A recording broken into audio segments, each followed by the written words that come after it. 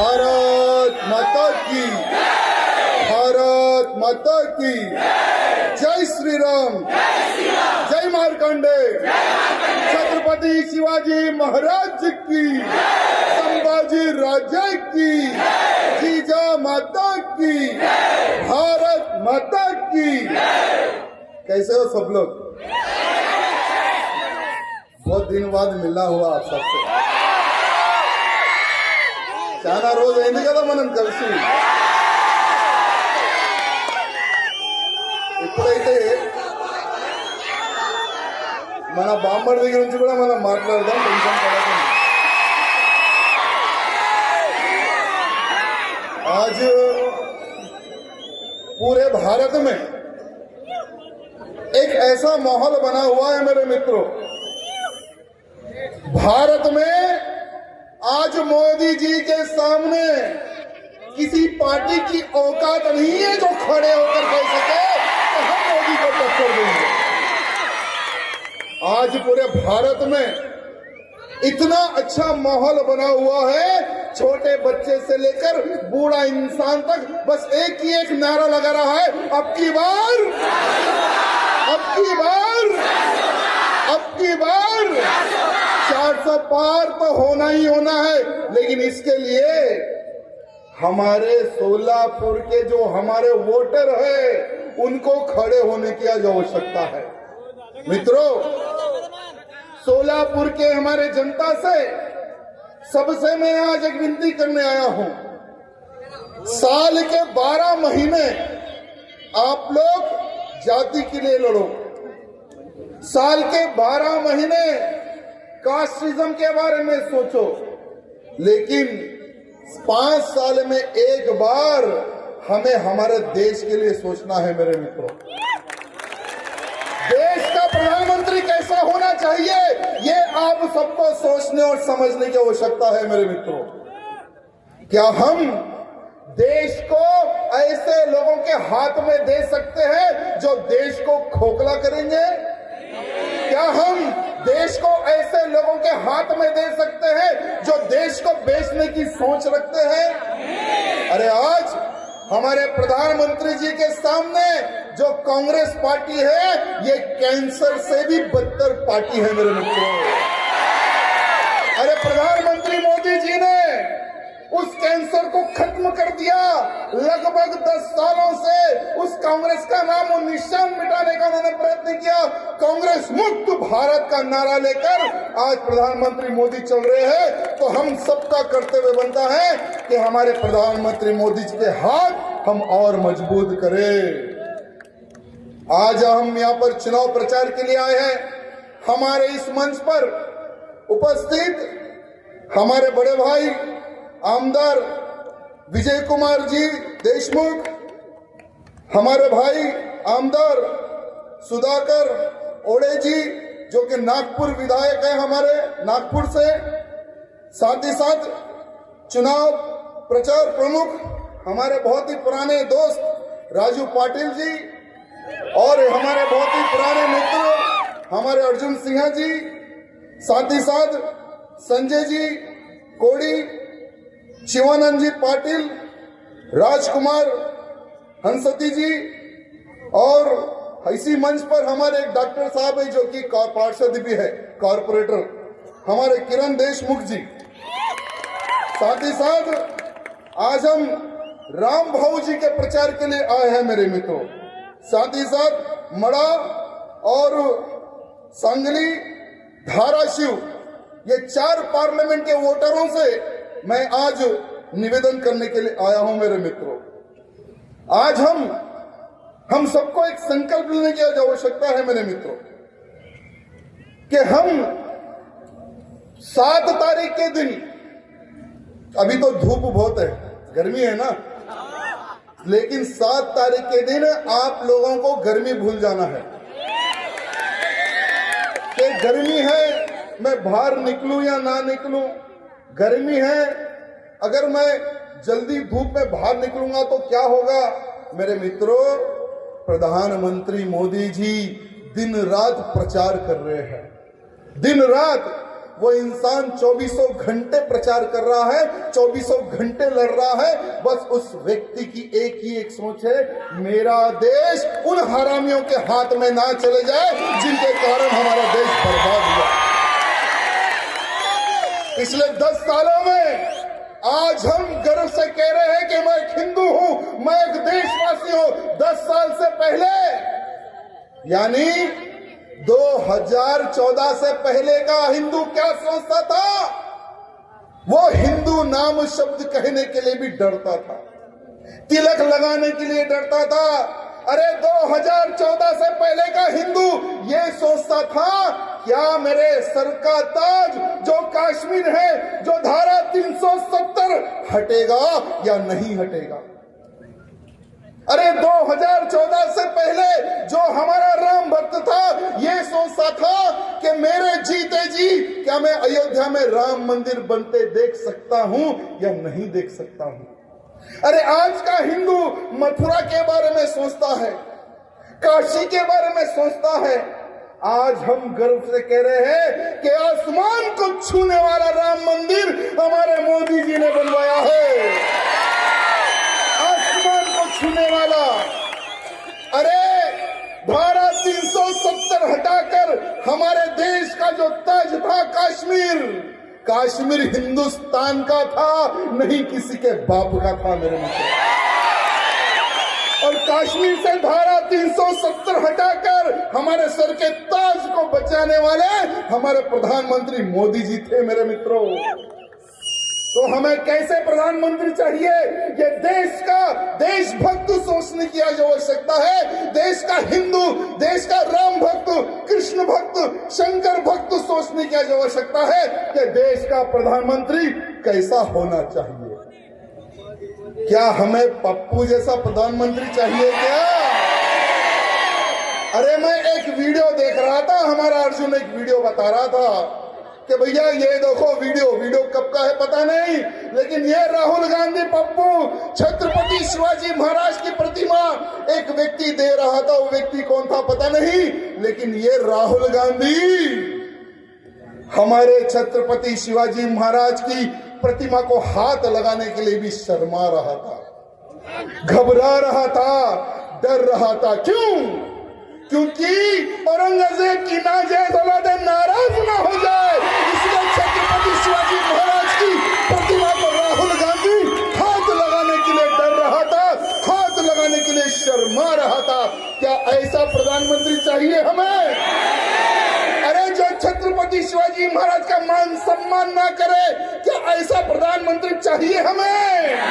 अरे हमें तो छत्रपति शिवाजी महाराज जैसी विचारधारा वाला प्रधानमंत्री चाहिए, और वो विचारधारा है हमारे प्रधानमंत्री मोदी जी की मेरे मित्रों। अरे हिंदवी स्वराज का सपना लेकर हमारे शिवाजी महाराज आगे बढ़े थे, हिंदवी स्वराज की स्थापना की। आज यही हमारे प्रधानमंत्री मोदी जी सबका साथ, सबका विकास और सबका विश्वास लेकर आगे बढ़ रहे हैं।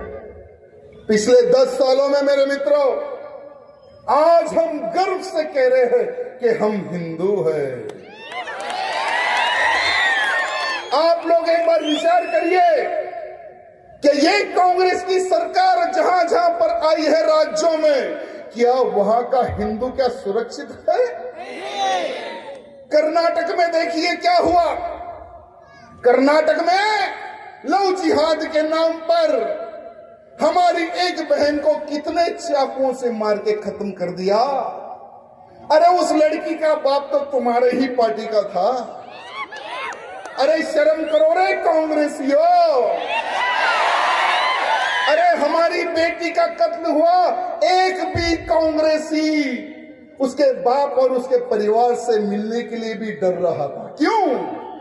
क्योंकि जिसने हत्या की थी वो एक मुसलमान था, और मुसलमान का वोट हमारे से सरक ना जाए, इसलिए उस लड़की के परिवार से कोई भी कांग्रेसी मिलने के लिए नहीं गया मेरे मित्रों, कोई कांग्रेसी मिलने नहीं गया। लेकिन भारतीय जनता पार्टी के हमारे राष्ट्रीय अध्यक्ष श्रीमान जेपी नड्डा जी उनके घर जाते हैं और उनको कहते हैं कि हम हैं तुम्हारे साथ। जब तक तक उस हरामी को फांसी की सजा नहीं मिल जाती, हमें तुम्हें अपना बड़ा समझिए, आप हमारे आपके परिवार का ही हिस्सा समझिए। पूरी भारतीय जनता पार्टी आपके साथ है। इतनी ताकत देकर आए हैं हमारे नड्डा जी। मित्रों, जिसके घर में किसी की मृत्यु हो जाती है ना, तो दर्द क्या होता है उसी को पता है मेरे मित्रों।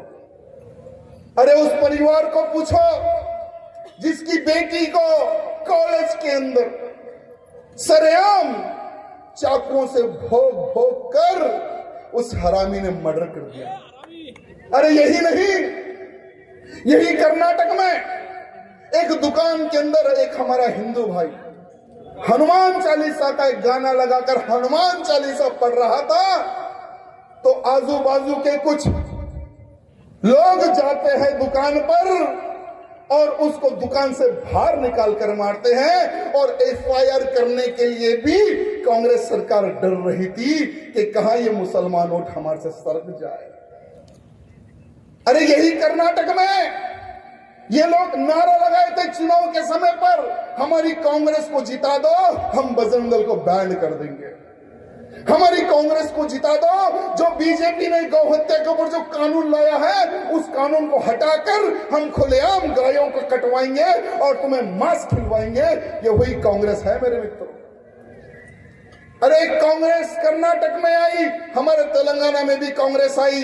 तेलंगाना में कांग्रेस आते ही होली के दिन जहां पर लोग गीत गाना बजाकर होली दहन कर रहे थे, वहां पर बाजू की एक मस्जिद से लोग आते हैं, होली के ऊपर हमला करते हैं, होली जलाने वालों के ऊपर हमला करते हैं, यहां तक कि महिलाओं के ऊपर भी उन्होंने हमला किया। किसके ऊपर एफआईआर होना है, केस किसके ऊपर दर्ज होना है, गुनाह किसके ऊपर होना है? जो मारते हैं या मार खाते हैं मेरे मित्र, तो किसके ऊपर गुनाह होना है बताइए। लेकिन यही कांग्रेसियों ने जो मार खाई महिलाएं, जो मार खाए पुरुष, जो मार खाए बच्चों के ऊपर उन्होंने गुनाह दाखिल किया। ये है कांग्रेस। अरे आज केरला में देखिए, कोई भी वहां का हिंदू आज सुरक्षित नहीं है। केरला भी आज एक आतंकवादी फैक्ट्री बन चुकी है। अरे कर्नाटक में पीएफआई जैसे आतंकियों को सपोर्ट करती है ये कांग्रेस। ये पीएफआई को ही केरला में भी सपोर्ट करते हैं ये लोग एक बड़ा एक ग्रुप बना है, इंडी ग्रुप है पता नहीं, या रंडी ग्रुप है पता नहीं। ये ग्रुप बनाते हैं और ये नारा लगाते हैं कि अब की बार हम मोदी को हराएंगे। तुम क्या, तुम्हारा बाप भी मोदी को नहीं हरा सकता। अरे बंगाल में देखिए क्या हो रहा है, 1 करोड़ से ज्यादा बांग्लादेशी और रोहिंग्या इनके बाप की जागीरें समझकर बंगाल एक राज्य में आकर छुपे हुए हैं। अरे मंत्री बन गया, मिनिस्टर बन गया, विधायक बन गया, रोहिंग्या और बांग्लादेशी आज बंगला में हिंदुओं पर हमला कर रहा है। जहां पर हमारे हिंदू क्षेत्र है, मंदिर है, घर है, वहां पर एक जाता है, एक विधायक है कोई, वो जाकर हमारी बहन बेटी को उठाकर ले जाता है, उसका बलात्कार करता है। उसके बाद में दूसरी बहन को ले जाता है, तीसरी बहन को ले, चौथी बहन को ले जाता है। जब वो मीडिया में बाहर आया तो यही ममता बनर्जी जो वोट की भिखारन है, वो उसके ऊपर केस करने के लिए भी डरती थी। लेकिन सीबीआई यानी सेंटर ने, प्रधानमंत्री मोदी जी ने कहा है कि जाकर हमारी बहन बेटियों की इज्जत बचाओ। वो इज्जत लूटने वाला भी मुसलमान था मेरे भाई।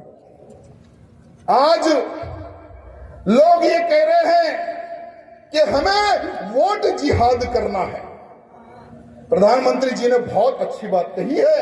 अरे हमने लव जिहाद सुना था, हमने लैंड जिहाद सुना था, ये वोट जिहाद इन्होंने नया प्रारंभ किया है। सलमान खुर्शीद है कोई कांग्रेसी पुराना डाकू, उसी की भतीजी है। वो कहती है कि होट जिहाद करो, यानी जिहाद का मतलब होता है युद्ध। तो मैं उसको कहना चाहूंगा कि माइक के सामने तो बहुत बड़े बड़े कुत्ते भौंकते हैं। अरे एक समय था तुम लोगों ने बहुत जिहाद किए, अब तुम लोग जिहाद नहीं कर सकते, क्योंकि तुम लोग जिहाद करोगे तो मोदी जी तुम्हें ठोक देंगे। जहां से निकले हो वहां पहुंचा देंगे मोदी जी। अरे ना हम जिहाद करने देंगे, ना लव जिहाद करने देंगे, ना लैंड जिहाद करने देंगे। अरे बहुत ही जल्द देश में जनसंख्या कानून भी आने वाला है। अरे जब कानून आएगा हम दो, हमारे दो तो बेटा तुम्हारे भी दो ही रहेंगे। तब देखेंगे कि तुम लोग वोट जिहाद कैसे करते हो, तब हम देखेंगे। मित्रों, आज हमें बहुत ही डटकर और विचार करके हमें आगे आज बढ़ने की आवश्यकता है मेरे मित्रों। और मैं आपको, अगर कांग्रेस गलती से अगर आ गई तो हमारे देश में क्या होने वाला है, मैं आज आपको बताने की कोशिश करूंगा मेरे मित्रों। आज यही सोलापुर पार्लियामेंट से उम्मीदवार कौन है? कौन है उम्मीदवार? बीजेपी के सामने कांग्रेस उम्मीदवार कौन है? क्या नाम है? नाम भूल गए क्या? सुशील कुमार शिंदे की सुपुत्री सुशील कुमार शिंदे, ये भी पुराने हमारे डाकू है कांग्रेस। वो एक समय पहले जब देश के गृह मंत्री थे मेरे मित्रों, वो गृह मंत्री रहते पर उन्होंने एक बात कही थी। सुशील कुमार शिंदे जी ने सोनिया गांधी और राहुल गांधी के कहने पर हिंदुओं को आतंकवादी के साथ में जोड़ा था। यही सुशील कुमार शिंदे कांग्रेस की सरकार के समय में भगवा को आतंकवाद से जोड़ा था। हिंदू आतंकवाद का नया एक नारा लगवाया था हमारे सुशील कुमार शिंदे जी ने। आपको मौका मिलता है मेरे मित्रों, आज आपको मौका मिल गया है। क्या आप आतंकवादी हो? क्या आप आतंकवादी हो? क्या भगवा कभी आतंकवाद हो सकता है? अरे क्या मैं आतंकवादी हूँ? हमारे साधु संत आतंकवादी है क्या? तो यही सुशील कुमार शिंदे जी की जो हमारी सुपुत्री, हमारी बहन है, क्या उनको वोट डालकर आप पार्लियामेंट भिजाओगे? भिजाओगे? तो आपको एक बहुत अच्छा मौका है। आपको उन सब की औकात दिखाने का आज मौका मिला है वोट के माध्यम से मेरे मित्रों। 7 तारीख के दिन 3 नंबर पर कमल का निशान दिखेगा। 7 तारीख के दिन जब आप वोट डालने जाओगे तो आपको 3 नंबर पर कमल का निशान मिलेगा। इतना दबाव कि जब काउंटिंग शुरू होगी, जो लोग आतंकवाद कहते थे, इनके मुंह पे तमाचा वोट बैंक के माध्यम से मारो मेरे मित्रों। आज प्रधानमंत्री मोदी जी देश के विकास के लिए, अरे जब कोरोना काल आया था तो देखो कितने देशों में कितने लोग मरे, लेकिन हमारे प्रधानमंत्री मोदी जी ने सोचा कि मेरी भारत की जनता को बचाना है। ना हिंदू देखा, ना मुसलमान देखा, ना सिख देखा, ना ईसाई देखा। उन्होंने कोरोना काल के समय पर 80 करोड़ लोगों को मुफ्त में चावल बांटा मेरे मित्रों, मुफ्त में चावल बांटा। और अगले 5 साल तक उन्होंने चावल बांटने का भी एक नारा दिया मेरे मित्रों। यही हमारे प्रधानमंत्री मोदी जी उज्ज्वला योजना के तहत 10 करोड़ से अधिक महिलाओं को मुफ्त में गैस कनेक्शन दिया है। मुफ्त में जो लोग गांव गंडियों में लकड़ी जलाकर खाना बनाते थे, वो धुएं से कई लोगों के फेफड़े खराब हो जाते थे मेरे मित्रों। लेकिन प्रधानमंत्री मोदी जी की सोच देखिए, गांव से लेकर शहर तक, शहर से लेकर जंगलों तक उन्होंने फ्री में गैस कनेक्शन दिया है मेरे मित्रों। साथ ही साथ प्रधानमंत्री मुद्रा योजना के तहत 50,000 से लेकर 1.5 लाख का लोन फ्री में दिया है मेरे मित्रों, कि हमारे जो गरीब वर्ग के लोग हैं जो छोटे मोटे में कारोबार जो स्टार्ट कर सकते हैं वो अपने पैरों पर खड़े हो सके, ये हमारे प्रधानमंत्री जी की सोच है मेरे मित्रों। इस स्वच्छता भारत मिशन के तहत जो हमारी महिलाएं खुले में शौच करती थी, 12 करोड़ उन्होंने शौचालय बनाए हैं मेरे मित्रों, 12 करोड़ शौचालय। भारत को डिजिटल बनाने के लिए आज हम 1 रुपया भी गूगल पे कर सकते हैं। 1 रुपया हो या 10,000 हो या लाख रुपए हो, हम गूगल पे कर सकते हैं। डिजिटल इंडिया में भारत सबसे नंबर 1 बनाने वाले हमारे प्रधानमंत्री मोदी जी मेरे मित्रों। प्रधानमंत्री आवास योजना के तहत करोड़ों घर मोदी जी ने बनवा के दिए हैं।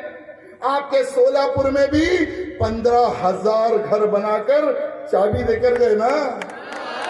अरे जो विधायक, पूर्व विधायक थे जो कांग्रेस का हमेशा विरोध करते थे, घर बोले जाओ खबर बोले आओ, अब ऐसे विधायक भी कांग्रेस जिंदाबाद के नारे लगा रहे हैं। पता नहीं किस रात में कितने बैग उनके घर चले गए। प्रधानमंत्री जल जीवन योजना के तहत घर घर नल पहुंचाने का काम, साफ पानी पीने का काम हमारे मोदी जी ने किया है मेरे मित्रों। घर घर नल पहुंचाने का काम हमारे प्रधानमंत्री मोदी जी ने किया है। प्रधानमंत्री किसान सम्मान निधि के तहत 15 करोड़। अरे किसान है तो दुनिया है, किसान है तो तुम हो, किसान है तो हम हैं। ऐसे किसानों को 15 करोड़ किसानों के अकाउंट में 6,000 रुपए डायरेक्ट पहुंचाने वाले हमारे प्रधानमंत्री मोदी जी हैं मेरे मित्रों। प्रधानमंत्री आयुष योजना के तहत, आयुष्मान योजना के तहत 50 करोड़ से अधिक लोगों को 5 लाख रुपए का बीमा मिल रहा है मेरे मित्रों। 5 लाख रुपए लगाकर वो लोग अच्छे से अच्छा इलाज करवा सकते हैं। अटल पेंशन योजना के तहत 50 साल की उम्र से अधिक लोगों को 1,000 से लेकर 5,000 तक की पेंशन देने का काम हमारी मोदी सरकार कर रही है मेरे मित्रों। मेरे मित्रों, बहुत ही जल्द भारत में यानी तीसरी बार जब प्रधानमंत्री मोदी जी बनेंगे तो देश में भूचाल आने वाला है मेरे मित्रों। मैं आज भी चैलेंज करता हूं कि अगर भारत देश के प्रधानमंत्री तीसरी बार मोदी जी नहीं बनेंगे तो मैं राजनीति छोड़ दूंगा मेरे मित्रों। मैं राजनीति छोड़ दूंगा। नहीं तो जो लोग कह रहे हैं कि हम मोदी को जीतने नहीं देंगे, तीसरी बार बीजेपी की सरकार नहीं बनेगी, मैं उनको चैलेंज करता हूं, अगर एक बाप की औलाद हो तो तुम लोग राजनीति छोड़ दो, तुम लोग राजनीति छोड़ दो। अरे कॉमन सिविल कोड प्रधानमंत्री जी लेकर आने वाले हैं। एक देश में एक ही कानून, ना तलाक ना बिलाक, देश में एक ही कानून चलेगा। अरे एनआरसी लाकर जो चूहे जो दूसरे विदेशों से पाकिस्तान, बांग्लादेश, रोहिंग्या, बिहार जितने लोग आकर जो भारत में इधर उधर जो छुपे हुए हैं ना, उनको सीधा बोलेंगे गेट आउट। अगर जो गेट आउट नहीं हुआ तो उनको शूट आउट करेंगे। योगी जी वाला स्टाइल, अरे हमें तो योगी जी वाला स्टाइल बहुत पसंद है मेरे मित्रों। आपको पता है उत्तर प्रदेश में एक समय पहले वो अखिलेश पप्पू वहां का मुख्यमंत्री था। वो अखिलेश की सरकार में वहां पर हिंदू डर के जीता था। कोई भी माता बहन डर डर के बाहर निकलती थी कि कहां कोई गुंडा हमें उठाना ले जाए, कब हमारा बलात्कार ना हो जाए, ये हमारी बहन बेटी उत्तर प्रदेश में डरती थी।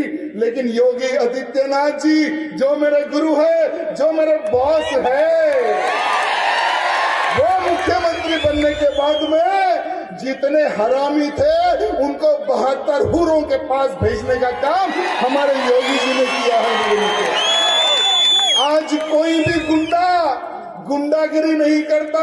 जितने गुंडे थे जेल में जाकर बैठ गए और गुंडे कह रहे कि भैया हमें जेल से बाहर नहीं जाना है, अगर हम जेल से जाएंगे तो वो बाबा बहुत खतरनाक है, हमारे पिछवाड़े गोली मारेगा। इसलिए आज कोई भी गुंडा बाहर आने को तैयार नहीं है। कुछ ही दिन पहले एक मुख्तार अंसारी चले गया ऊपर, डर के मारे हार्ट अटैक आ गया उसको। अरे वो मुख्तार अंसारी को शहीद का दर्जा दे रहे हैं, जो शहीद का दर्जा दे रहे हैं उसमें हमारा बड़ा साला असदुद्दीन ओवैसी भी है। वो भी जाकर कहता है कि मुख्तार अंसारी शहीद हो गया। अरे बेटा, मुख्तार अंसारी चले गया, अब तेरी बारी है, बेफिक्र रहो।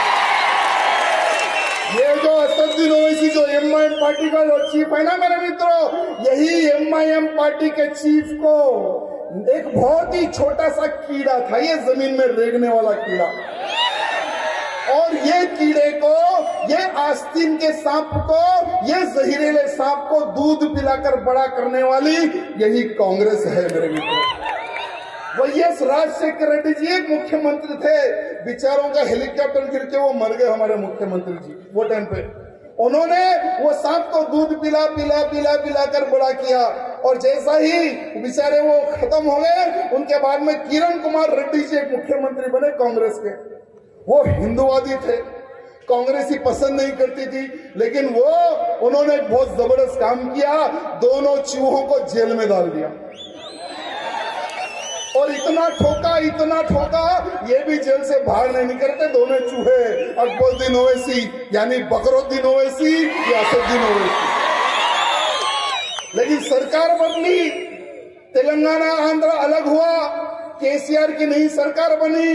केसीआर कहता था कि मैं महाराष्ट्र में भी झंडा गाड़ूंगा, तेलंगाना में झंडा गिर गया, तो झंडा गाड़ने महाराष्ट्र में आया था। महाराष्ट्र की जनता को जो भी राजनेता होते हैं ना बेवकूफ समझते हैं, लेकिन उन गधों को पता नहीं हमारी महाराष्ट्र की जनता बेवकूफ नहीं है, छत्रपति शिवाजी महाराज के मौले हैं। और औरंगजेब की औलादों को ये हमारे मौले छोड़ने वाले नहीं है, ठोकने वाले मौले हैं हमारे। लेकिन केसीआर वहां गिर गया। केसीआर जीतने के बाद में भी यही दो चूहों को खूब दूध पिला पिला कर उन्होंने बड़ा किया। मेरे मित्रों, अभी फिर कांग्रेस की सरकार आ गई हमारे तेलंगाना में। कांग्रेस की सरकार आते ही फिर इन दो सांपों को दूध पिलाने का काम चालू हो गया। अभी चुनाव है हैदराबाद में भी, हमारी महादेवी जी खड़ी हुई है उनके सामने, और ये असदुद्दीन ओवैसी जो हमारा बड़ा साला है, वो कह रहा है कि बीफ जिंदाबाद, बीफ जिंदाबाद के नारे लगाता है। मैंने उसको कहा कि बेटा बीफ जिंदाबाद बोल रहा ना, तो आजा एक सुअर की भी दुकान लगाऊंगा, वो भी जिंदाबाद बोल रहा। और उसका छोटा भाई बकरुद्दीन वो कहता है कि बीफ का मांस खाने में बहुत मजा आता है। तो मेरे भाई एक बार सुअर का मांस भी खा के देख ले। अरे हम हिंदुओं की आस्था जुड़ी हुई है गौ माता में, देश धर्म का नाता है, गाय हम सबकी माता है मेरे मित्रों। और दूसरी बार मोदी जी प्रधानमंत्री बनने के बाद में गौ माता को जो दर्जा मिलना चाहिए था वो मिलके ही रहेगा। हमारी गौ माता विश्व की माता बनने वाली है मेरे मित्रों, विश्व की माता। मेरे मित्रों, ये कांग्रेसियों का जो पाप है हमें भूलना नहीं है मेरे मित्रों। इन कांग्रेसियों का पाप हमें भूलना नहीं है। ये वही कांग्रेस है जिन्होंने आपका पैसा खाया, छोटे बच्चों का पैसा खाया, बड़े बुजुर्गों का पैसा खाया। यही कांग्रेस 10 साल पहले जब कोई भी बड़ा आदमी टीवी देखता था, आज से 10 साल पहले जब बीजेपी की सरकार नहीं बनी थी, तो हर बार स्कॉलिंग आती थी, टीवी में मैटर आता था कि आज एक घोटाले का उजागर हो गया। जैसे सबसे बड़ा घोटाला इन्होंने 2G घोटाला किया, 2 लाख करोड़ का घोटाला। आपके पैसे मेरे मित्रों, मेरे पैसे, हम सबके पैसे 2G घोटाले के तहत 2 लाख करोड़ इन कांग्रेसियों ने खा गया मेरे मित्रों। साथ ही साथ कोयला घोटाला इन्होंने किया, डिफेंस घोटाला, हमारी आर्मी को तक इन्होंने नहीं छोड़ा मेरे मित्रों, हमारी आर्मी को तक नहीं छोड़ा। अरे जो आर्मी के जवान देश की रक्षा करते करते देश की रक्षा करते करते जो जवान शहीद हो जाता था, उनका राशन पानी तक ये हरामी खा गए। उन्होंने वो भी घोटाला किया मेरे मित्रों। साथ ही साथ कॉमन वेलफेयर घोटाला मेरे मित्रों, कॉमनवेल्थ घोटाला जो कि 70,000 करोड़ का घोटाला है, हेलीकॉप्टर घोटाला, पनडुब्बी घोटाला, अरे इन्होंने तो गाय के गोबर में भी घोटाला कर दिया। नेशनल हेराल्ड घोटाला 2000 करोड़ का घोटाला मेरे मित्रों, और यही घोटाले में सोनिया गांधी और राहुल गांधी इन्वॉल्व थे। ये अभी भी बेल पे घूम रहे मेरे मित्रों। देश का खाने वाले पैसा क्या प्रधानमंत्री बनने लायक है? और बेफिक्र रहो सोनिया गांधी जी और हमारे पप्पू जी, जब तीसरी बार मोदी जी बनेंगे ना, ये जो तुमने घोटाले किए हैं इसका हिसाब तुम्हें जेल में बैठकर देना पड़ेगा। अरे कांग्रेस के समय धरती से लेकर आसमान तक घोटालों की इतनी लंबी लाइन है मेरे मित्रों। अगर घोटालों के बारे में अगर मैं यहाँ बोलने बैठूं तो समय भी कम पड़ेगा मेरे मित्रों। देश को इन्होंने खोखला किया है, देश को इन्होंने बर्बाद किया है, और ऐसी कांग्रेस को भूतो ना भविष्य हम भारत में कभी राज करने नहीं देंगे। ये संकल्प हमें लेना है मेरे मित्रों। इकड़ुना प्रतियोगिता అన్న తమ్ముళ్ళు అక్క చెల్లెలు అందరికీ నేను దండం పెట్టి రిక్వెస్ట్ చేస్తున్నా। 7వ తారీఖు 7వ తారీఖు 3వ నంబర్ की कमल గుర్తుకే మీ ఓటు పడాలి। ఫస్ట్ మీరు ఓట్ వేయాలి, దాని తర్వాత మీ చుట్టుపక్కలకి చెప్పాలి ఓట్ ఫర్ బీజేపీ। మీరు ఓట్ వేసిన తర్వాత మీ కాలనీ వాళ్ళకి చెప్పండి, మీ బస్తీ వాళ్ళకి చెప్పండి, ట్విట్టర్ కానీ ఫేస్బుక్ కానీ వాట్సాప్ కానీ అన్ని దాంట్లో చేయండి। ఒకటి ఒక్క మ్యాటర్ వైరల్ కావాలి। అబ్ కీ బార్ भी ఇంకొకసారి కూడా దానికి ఎవరు ఆపలేరు। నా అన్న తమ్ముళ్ళారా, సోలాపూర్లో మన తెలుగు వాళ్ళు ఎక్కువ ఉన్నారని ఇంకొకసారి మా పాటిల్ గారు అన్నారు, మా ఎమ్మెల్యే గారు అన్నారు। చాలా గర్వంగా నాకు ఫీల్ అవుతుంది। మోదీ గారు కూడా, నేను మోదీ గారు ఒక వీడియో చూసిన, మోదీ గారు అన్నారు నేనప్పుడు ఆర్ఎస్ఎస్ లో ఒక చిన్న కార్యకర్త ఉండే, అప్పుడు మైసూరులో ఎక్కువ నాకు తిండి పెట్టినదే మన తెలుగు వాళ్ళు కూడా అన్నారు మోదీ గారు। ఎంత గర్వం అవుతుంది కదా, ఎంత గర్వం అవుతుంది కదా। మళ్ళీ అట్లాంటి వ్యక్తికి మనం గెలిపిస్తామా లేదా? 400 పార్ చేద్దామా లేదా? 400 పార్ మోదీ గారు పోవాలంటే ఇదే సోలాపూర్ నుంచి మన అన్నకి, మన భారతీయ జనతా పార్టీ క్యాండిడేట్ కి ఎక్కువ మెజారిటీని గెలిపించి పార్లమెంట్ పంపిద్దాం। ఆ ఒక్క సంకల్పం మనం తీసుకుందాం।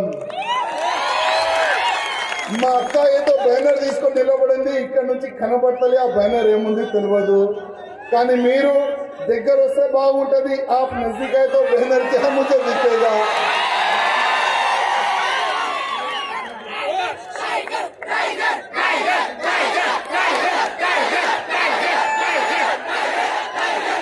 मित्रों, अरे वाह क्या बात है, ये तो हमारा संकल्प है। मित्रों, ये पॉलिटिकल सभा है, और पॉलिटिकल सभा में जो हमने कहा है याद रखना। और ये जो मेरी बहन जो बैनर लेकर आई है ना, भारत को अखंडित राष्ट्र बनाने की ताकत भी हमारे मोदी जी रखते हैं। ये पप्पू गिप्पू में दम नहीं जो हिंदू राष्ट्र की बात करे। अगर हिंदू राष्ट्र अगर कोई बना सकता है तो केवल एक इंसान है, वो है प्रधानमंत्री मोदी जी। प्रधानमंत्री मोदी जी। सब लोग अपने फोन की टॉर्च लाइट खोल के बताना है कि मोदी जी हम भी आपकी सेना है, हम भी चाहते हैं कि तीसरी बार मोदी सरकार, तीसरी बार मोदी सरकार